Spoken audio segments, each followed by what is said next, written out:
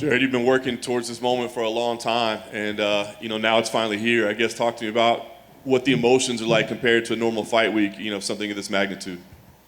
The emotions aren't too different from normal fight week. I'm not really putting too much extra pressure on myself.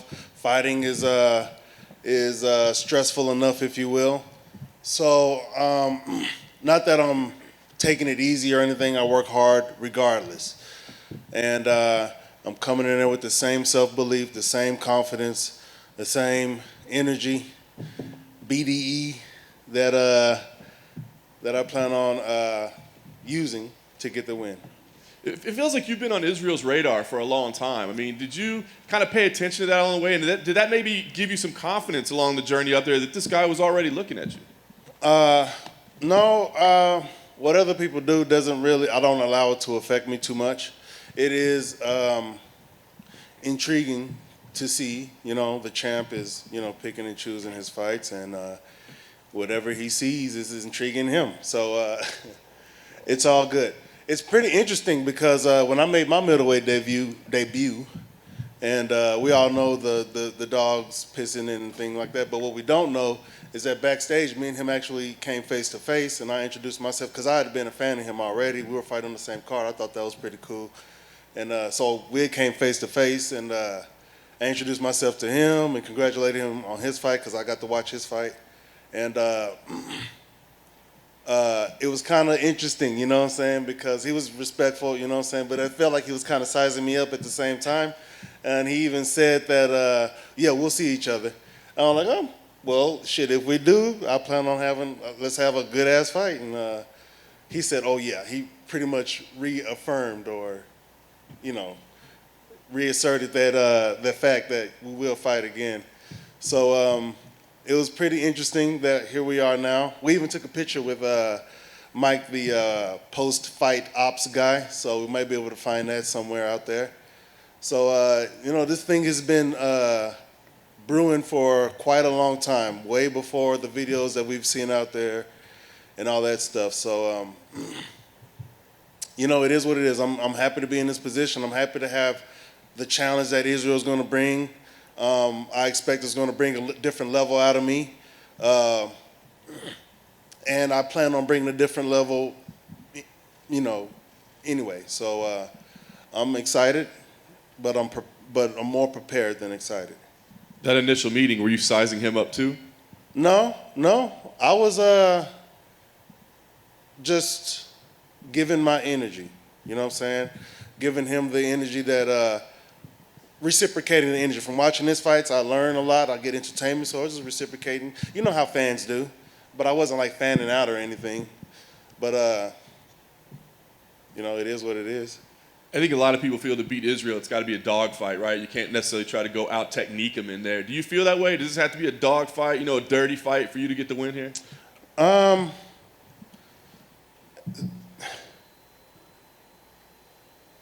It could be a clean fight if one could control that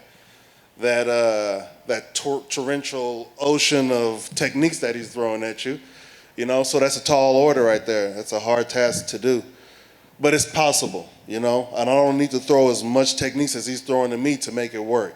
So I plan on using all the right skills, all the right techniques to make the fight so I can be the beneficiary of this exchange here, so I can win. Yes, I will be employing techniques, but it won't be no tick for tack sort of thing. I'm not going technique for technique with this guy. Like I said before, I'm not trying to have a fight of the night with him. I want to get a performance in the night. I want to go out there, handle my business, put my hands on him. If I could touch him once and put him asleep, that's perfect for me. But a fight's a fight. He's going to resist naturally, and I'm prepared for that. Like I said, I'm more prepared for this fight than excited for all the other stuff that goes along with it. Last thing for me, I know you want to put more on this fight than is there, but champion of the world, I mean, what would that mean for you to be victorious on Saturday night? Another day in the office, man. I'm not like looking up at the idea of being this. I'm coming down and taking part into this. You know what I'm saying? I'm stepping up off of my throne to take part in this, to exchange with my people, you guys, everybody, with Israel. You know what I'm saying? So that's where I'm coming from. That's my perspective. I'm here to, well, anyway, that's it. Jared back here to your left. Jared back here, sorry. Back here. How you doing, sir? Israel, obviously, confidence exudes off of him. He's a very confident guy, but he's even saying that this fight could look comparable to when Anderson Silva fought Forrest Griffin. So I'm curious your thoughts on that comment and just his confidence overall. I don't really think about what other people say, so I don't have any thoughts on what he said or what he's saying. My thoughts are only on what he's going to attempt to do Saturday night and what I'm going to do Saturday night. So there's a lot of people saying a lot of different things, and like damn near all of them are counting me out. So why do I even pay attention to what people say that's on the negative side of me getting my win? That doesn't serve me, that doesn't help me, that doesn't bring me any sort of joy. So I'm not focusing on that. That doesn't hurt me. Those are just words floating out in the air. I'm not going to sit here and try to catch them like a guy with a butterfly net trying to catch, you know what I'm saying? No. They can sit out there and do their thing, and those words will eventually die. And I'm going to continue to thrive. You just mentioned that you feel like people are looking past you, they're picking him to win. Is there something to that? Like, I know you're not worried about what people say, but does it almost give you like a freeing feeling in a way? Does it take a little bit of pressure off knowing that most people, for some reason, expect you to come in here and just be the next title defense of a guy like Israel Adesanya? Do you feel like you're more overlooked than his other challengers? Well, Israel has garnered a lot of clout, or I can't think of the right word, but rightfully so. The man has been putting in work. He's been doing his thing and look good doing it.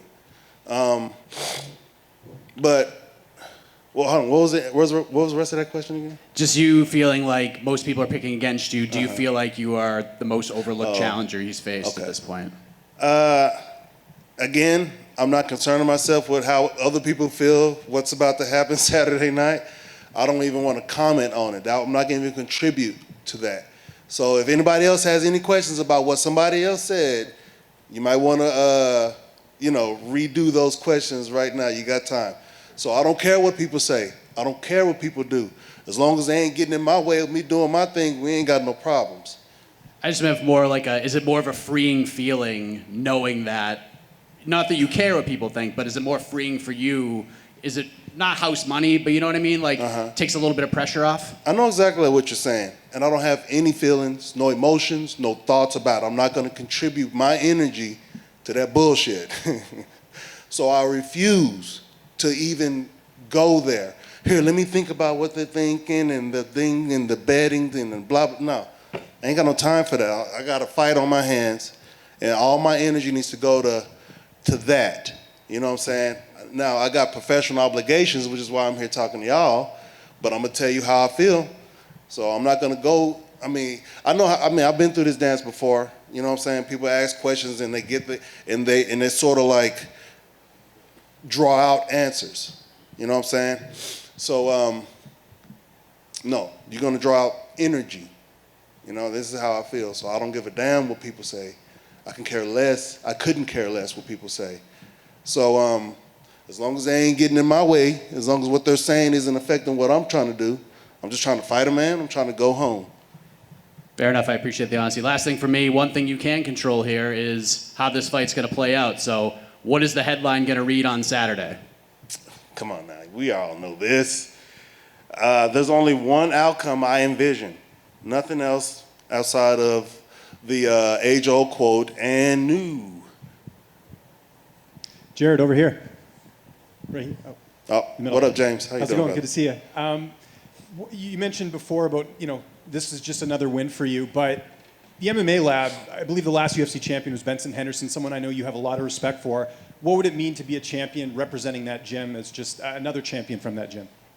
For me, it means more energy to the pool of greatness that we're all contributing to. We're all drawing from, contributing to it, and finding our own greatness in and outside of it. So it's going to bring a whole lot of energy back to that pool. And on that same note, what does it mean to share this card with Sean O'Malley and Brian Barberena, who I know used to train with you as well? How cool is it to have them be a part of this card where you're headlining? You know, there's nothing better than going to war with your brothers, right? So, you know, that, I mean, this is an individual sport, so I can't say it adds that sense of security and stuff, but I mean, it's pretty superficial at this point because I don't train with Suge, right? And Brian left shortly after I moved here. Yeah, we did do some rounds, and Brian was like a few of my heavyweight rounds when I first got to the lab. So, but nonetheless, you know, these are still my brothers. But again, my focus is me fighting. They can't get in there and help me fight. They're not even fighting like me or fighting somebody like my opponent, so I can't really pull anything from them. The only thing I can really pull from it is the martial artist aspect, you know, and the entertainment aspect. And just last one for me, I know you got to work a bit with Trayshawn Gore this camp. I know he came out and trained with you guys for a bit. What did that add to this camp, getting to work with him? You know, it was good to have a very fresh look. And Trayshawn, of course, as we all know, is a part of the UFC roster now. He damn near won the Ultimate Fighter, you know. And he's just a young kid, man, who's in here trying to learn as much as he can, you know. He's a big dude. It's like, you know, I feel like these guys are the same size as me, but I feel like I'm smaller than them when I see these guys with all these fucking muscles and stuff like that. But it was good work working with him. He was very encouraging, you know what I'm saying? Nothing but good energy from him. So, you know, I'm very appreciative to have him contribute to this camp. Jared, just to the back here, to your left here. Yeah. Israel's only loss in the UFC was to Jan Blachowicz. Obviously, that was a division up. But do you pay much attention to his performance in that fight? Well, yeah, I mean, who wouldn't, right? If a man is undefeated and he only has one loss on his record, well, shit, that was kind of contradictory. But we all know the situation. Well, absolutely, yes, I did watch that. That among his other fights, is stuff to be taken from each and every one of those fights. I'm not gonna sit here and say he can be wrestled, you know, Jan proved it. You know, I don't need Jan to tell me that this man can be wrestled. He's a man. And wrestling is attuned to wrestling other men. So, yeah, he can be wrestled. He can be punched too. He can be kicked. He can be, you know, he can get it. Does that help you with your strategy going into this fight this Saturday? You know, to a certain degree, we all watch film and study and try to get as much as we can out of it. But it's nothing I'm gonna lean on big time to go in there and be like, yes, I saw this in the video, so this has to happen in the fight. I'm approaching this fight like I approach everything else. I'm not gonna adopt somebody else's technique for the first time ever and then try to do it in a world championship fight. That's not what we do as martial artists. We hone the skills that we already have. We are always trying to ingrain more, incorporate more.